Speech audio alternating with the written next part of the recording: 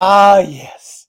Welcome to Stock Market Mutterings for January 7th of 2019, the first Stock Market Mutterings of this year, which we all know 2019 is going to be a record year for us. That's right.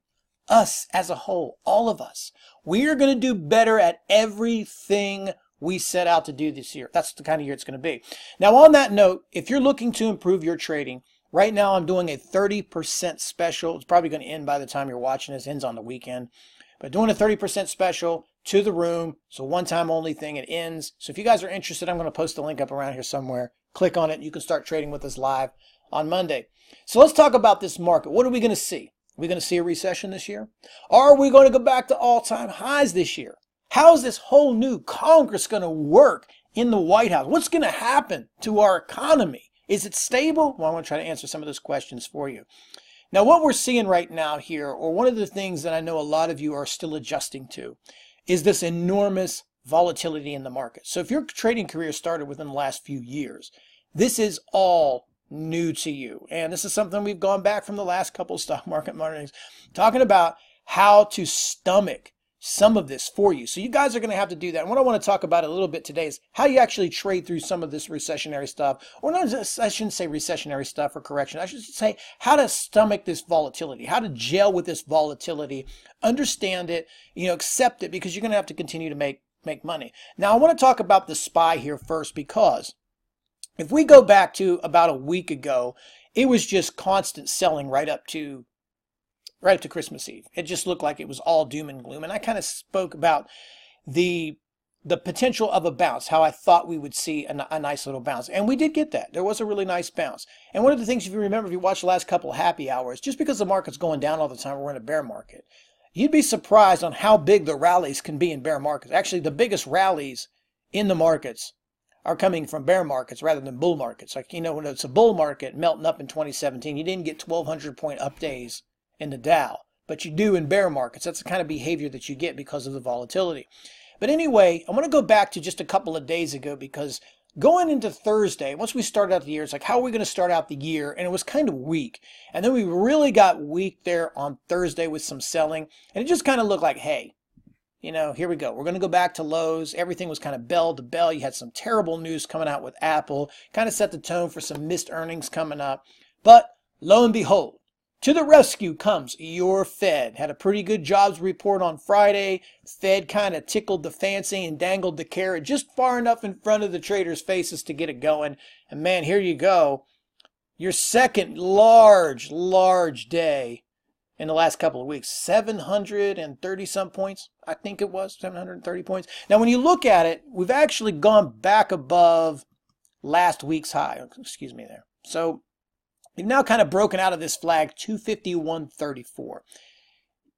The thing that you have to look at here is when you start using technical analysis in this wide market, you got to really prepare for some big moves. You're sitting here at the 10 moving average on the daily chart. I'm going to grab that for resistance, which is like we're not quite there. Let's say 254. So if you start, let's say you gap up, you start pressing early with some bullish movement on Monday. You could probably look to 254. If we continue to see dips getting bought, you'd have to go back and look at probably this high pivot from the 19th, which is about let's just say 260. Then you might actually get back up to 260, which 260 is pretty significant resistance in this SPY, because that was a double bottom going back to the very beginning of December. Finally lost that on the 14th, and that's where that really aggressive selling started, from the 14th all the way to Christmas Eve, which was pretty much every single day for like 10 days or whatever right there, that whole thing. So if we stay strong, dips get bought. When I say stay strong, you're going to look for those dips to get bought, because you're going to learn more from the retracements and how the retracements and pullbacks are treated rather than just these breakouts. I would look for a fatigue point at somewhere from here to 260. So there's a good chance that happens. On the flip side, I'm not going to act like I know everything, like I can read the future, because if I did, life would be a lot different for me. But we could go down 400 points. We could go down 400 points, 600 points or something on Monday. Who knows? Who knows? You have to think it's a little bit bullish now, because I think with Apple, people were worried about how that was going to translate to earnings. The jobs number might have thrown that off a little bit, got people bullish again. So, you still got the trade deal out there that can happen at any time. Maybe these things hold up until some of these names start talking earnings, which is a little bit later in the month. We shall see. Now, if you do start challenging the lows of Thursday, I mean, this is the kind of wide ranges that you're looking at. If you start getting back under 245s, then there's a good chance we're going to end up going lower. Again, anything can happen at any time. Really what you're doing right now, for those that are trying to trade through this, is when you're in a market like this with your volatility, I've talked about it before, you've got to be very particular with what it is that you're taking. You've got to be ultra patient. You just have to be, and wait for the right setup according to your trading plan. And you kind of have to take your sizes down a notch, because the stocks that you were normally trading 6 months ago that might move $2 or $3 during the day are probably moving 8 to 10. So you have these one-off days with stuff like BABA, for example, a stock that was inches away from absolute disaster down there, and then just rocket launching up 8 to 10 bucks all day, no selling whatsoever. Kind of had the same thing. Nvidia getting down into some really technical areas, ready to break down some serious areas on the daily chart, getting that big lift with the market. Now, what I don't want you to do is I want you to look at BABA and Nvidia as well, going in further. A lot of times these things just are benefactors for the market. Maybe Apple's the same way here. You got a lot of stocks that have been bearish, that have been going down for a long time. As they say, a rising tide lifts all boats. So it's very possible that what you're seeing here in a lot of these names are just one-off days. It's not like, just a couple of days ago, Nvidia was going up there. But let's watch these, because some of these like this Nvidia does have somewhat of a nice little daily chart here, technically going over 139.50. So you got kind of two ways this market may take you. You have some breakouts, some consolidation, and I think that's really where we are right now. If we want to just kind of get rid of all this jumbo that I'm talking about and just get down to the clarity of it, that is, we got a bunch of selling and I wouldn't say panic, but we got a really strong amount of selling into Christmas Eve. Pretty much from Christmas Eve to now, the market's been bullish. We've had a red day here and there, yes, but overall the market's had its dip spot, and it's put in some rallies every single one of those days, even on its down days. So there is some stability, and maybe for the short term, that's enough to get these things to move back, maybe into VWAPs or moving averages or other types of resistances. Now, by no means do I think this is a cure to the problem, but as we've always said, and you're hearing it from a lot of people, that the biggest rallies happen in bear markets. You've had huge rallies in 2008, so this is not something that's uncommon in these types of situations. This is more of a normal market than, what we've seen over the last couple of years. This is what it's normally like. So keep an eye on those levels. So I think all of these are two-way plays. If I'm looking at some of this, you got to look at maybe this Netflix. I don't know if they've got a leak into this. I noticed it 2 days ago that while the market was going through its problems, this thing continued to get bought up. And then, of course, it's now over its 50 moving average. Now, this thing hasn't been over the 50 moving average on a daily since October, early October. I mean, that's a long, long time.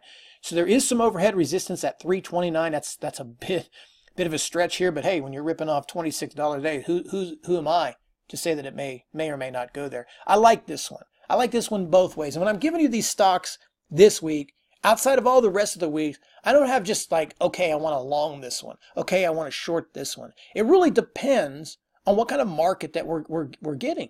I mean, this thing has 329 in it, back up to that 50 moving average and back up to November's resistance, but you can't discount the fact that it's already went 26 today and probably needs a breather before it does that. So if it does get erratic, out of control, gaps up, runs 20 on Monday, I would be looking to short something like that, because you're looking at a stock that was hanging around, from its pivot from Christmas Eve. This was $230. This thing's like $70 a share since Christmas Eve. And some of these have already made a pretty good gap. And I think at this point, you've got to see as to whether or not they hold up. So going forward, I do like Tesla, possibly for, let's see, into 320s and then maybe a short then. I like BABA with rejection off of this as a short 142.34. I like BABA there. Or just a fade off of this. I mean, again, just yesterday, this thing was in the turd hole. I also like Apple. I think he had a pretty good move out of Apple today. A lot of that could have just been, of course, the market and the fact that it had SSR on it.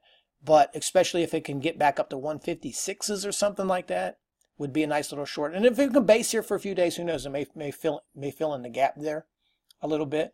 And then I possibly like this Lulu here as a short too after it's made a pretty good run. So again, I think you've got all of these really nice opportunities here, most of which are signaling more short than they are long. But, you know, when you have 700 plus up days, you never know. You really don't know what's going to happen. You really never know what's going to happen anyway. That's what we do as traders. I don't care who tells you what or what kind of secret systems or secret sauces or whatever they want to pimp out your way. Truth is, none of us know. You know that. Really what a trader does in every situation, regardless of how much I talk, is that you just wait for the market to do what it's going to do. I have no idea. You know, it can go up on Monday, it can go down on Monday. I try not to let my biases get in the way. And I just try to wait for the right setup, wait for the right time, wait for the right opportunities, try to not to get impatient, force my biases on stuff, and then react accordingly. So what I do want to say, though, in closing, is I wanted to spend a little more time on this one with education rather than just throwing out a bunch of stock ideas, because I know some of you who've started your careers in recent years, this is all new to you. This is kind of refreshing new to me, even though I've been through it 2 or 3 times already in 20 years of trading. You start remembering things bits by bits. Oh yeah, I do remember this. There were big rallies in 08. Yeah, I do remember that. Yes. And this is the way it is. And this is the market, how the market was normally. For most of the time I've been trading through 20 years, it's been more volatile like this than it has not, than what you saw in 15, 16, and 17, those types of years. So this is new for you. And the best way that you get through it, like I said, is first, be really discriminative about what it is that you're taking. Make sure you really got the right type of setup. You don't have any room in the market to cheat, you know, pinch in on some of these stocks. You have to wait for the right setup.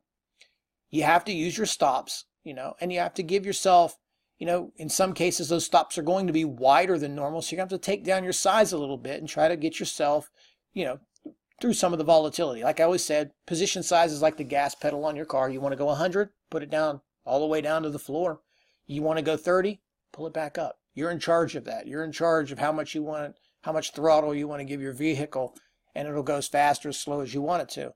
That's what position sizes do for your trading. So keep those in mind. Again, we'll see what happens. Thanks again for watching Stock Market Mutterings. It's good to be back because I didn't do one last week because I was just, you know, I was in West Virginia. I didn't do one. Enjoying the holiday. So anyway, trade well. Don't forget, 2019 is going to be a good year. It was a great year last year. One way or the other, whatever the market throws at us, we'll always find a way to come out on top. Until next week, thanks for watching. Take care. Trade well.